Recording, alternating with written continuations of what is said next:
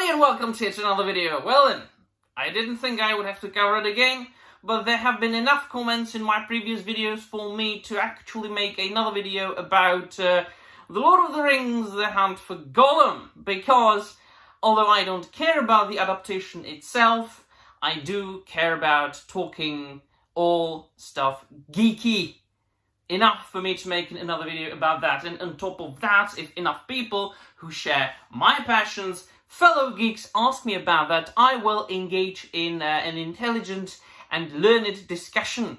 It is much more pleasing to me and to my heart than talk about real life or politics, as if I didn't have enough of my own real life every day. And I do not care about politics at all. I like to talk about the nerdy stuff, I love talking, and I just like, people who want to talk to me. So, there you go. So people have been asking me what I think about the Hunt for Gollum. Well, I have already made a couple of videos about that, but never mind, I will reiterate. So, but first, what it is, if you don't know, they are announced already. So, announced movies about basically a couple of pages, a page from The Lord of the Rings.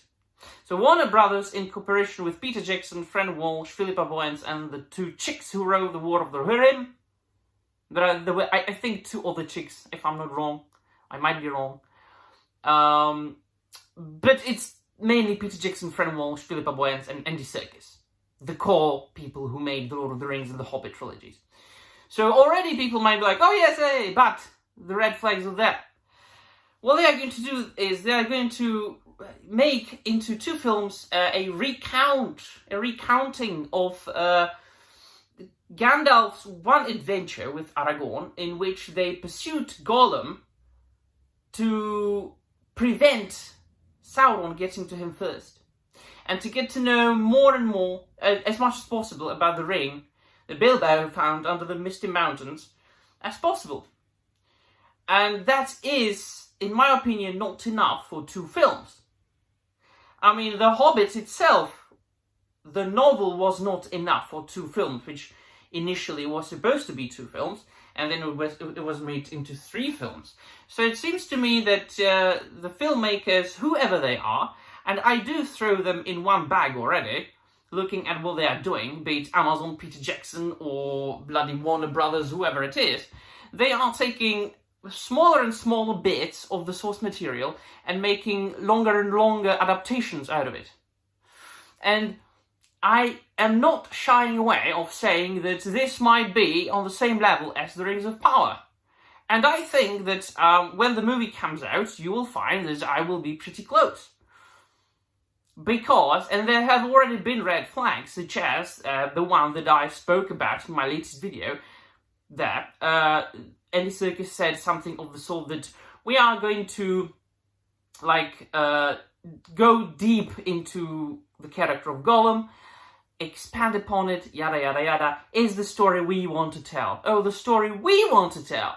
Yes, he said that there's going to be enough lore, don't worry, but it's the story we want to tell. It's the same shit that the Rings of Power showrunners were saying. Back to the books, back to the books, back to the books. So sure, go back to the books, Andy and Peter Jackson. Are you going to go back to the same page over and over again? I suppose they're going to throw in bits and pieces, and the latest video I made about the subject matter is Frodo is going to be in that. So he is obviously going to be in the role where Gandalf tells him the story. So once again, is he going to repeat? Frodo, is Elijah Wood going to be there? Probably yes. He's going to have a cameo like he did in The Hobbit at the beginning. Oh, Frodo, let me tell you a story. I mean, that's canon, but come on, what are we going to do? Are we going to introduce jillion other characters like we did in The Hobbit? Tauriel? I mean, don't get me wrong, I'm all for good films and good fantasy, but, I mean, I am just speaking based on what I have seen, based on my experiences, based on The Rings of Power, and based on The War of the Rohirrim, which also took 3 pages from the appendices to The Lord of the Rings. Again, a couple of days ago, I made a video about that, made a video about the true War of the Rohirrim, I read aloud the entire passage from the appendices to The Lord of the Rings, Appendix A, and then asked people to compare it with the source material, which the Hera, the Greek-named character from the anime film, only appeared there in one sentence, and she wasn't even named. So, and then they bloody made entire life story of hers. And it is very much a different time today than it was 20 plus years ago when they were making The Lord of the Rings. Normies didn't know The Lord of the Rings.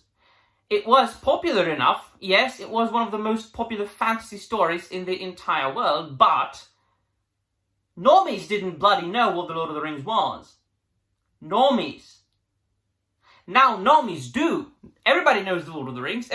My grandmas know Gollum. They know he says, "I'm my precious." Right? Gandalf, Frodo, Gollum, they are almost as much popular and recognizable as bloody Darth Vader at this point, or Superman. You can buy mugs and t-shirts and mouse pads in like ordinary stores every day with Lord of the Rings on it.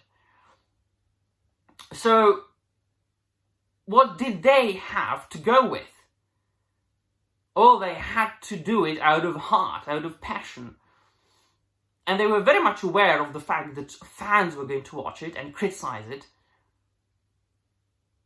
But then, the more the story and the name Tolkien and the Lord of the Rings and all things that are connected with it got famous, the more they stopped caring about the fans and the lore and the canon. And they just started making what was supposed to be big blockbusters and huge events on Amazon, but really were not very well constructed stories with not very well written dialogue and characters. And in many cases, the production itself wasn't really up to date or on par, at least, with The Lord of the Rings. I am not talking about any budgets, flops. It's not my task to do. I'm not an accountant of Warner Brothers or New Line Cinema, whatever. Nor am I a rage baiter who would only shit on everything and say that everything's bad. Absolutely not. The movies and TV shows and comic books are again getting better and better and better. And there are a bajillion new things coming out every year that are very good. Whatever medium we are talking about. But it seems to me that Tolkien is still being mistreated. And I don't see it stopping. For all the reasons that I have stated and more. So let me know in the comments down below what you think. And that'll be all. Thank you very much for watching, and I'm out of here.